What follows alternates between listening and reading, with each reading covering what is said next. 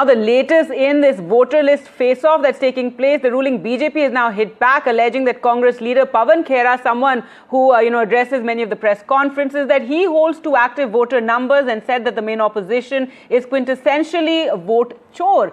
Sources in the Congress say Mr. Khera applied to surrender his old voter card long back and will respond, sharing photographs of that voter list from New Delhi and Jangpura Assembly constituencies. Senior BJP leader Amit Malviya claimed that Mr. Khera holds two active epic numbers, and he heads the Congress's media and publicity wing.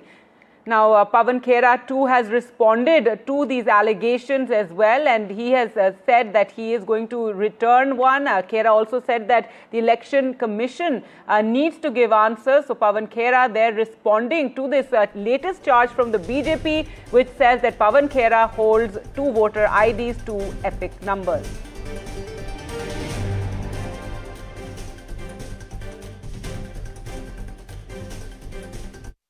Tweet करके दावा कर रहे हैं कि आपके दो voter I card है, और कांग्रेस पार्टी जो तमाम बातें कर रही है इस तरीके की, तो कांग्रेस पार्टी यही तो बातें कर रही है, यही सवाल तो हम उठा रहे हैं चुनाव आयोग की प्रक्रिया को, चुनाव आयोग की कार्यशैली को लेकर। गोली अनुराग ठाकुर हो या अमित मालवीय हो, चलाने की कोशिश करते हैं कांग्रेस पे, लग जाती है वो फिर से चुनाव आयोग को। हम भी चुनाव आयोग से ये जानना चाहते हैं, नंबर एक, ये लिस्ट तमाम बीजेपी वालों के पास है और चुनाव आयोग के पास है। कांग्रेस मांगती रह जाती है, हमें मिलती नहीं। हमें बीजेपी से मालूम पड़ता है कि हमारे नाम कहां कहां है।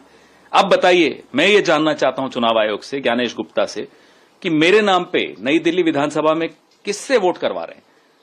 मैं ये जानना चाहता हूं, मुझे सीसीटीवी फुटेज चाहिए वहां की, ये मेरा नाम वहां अब तक क्यों है।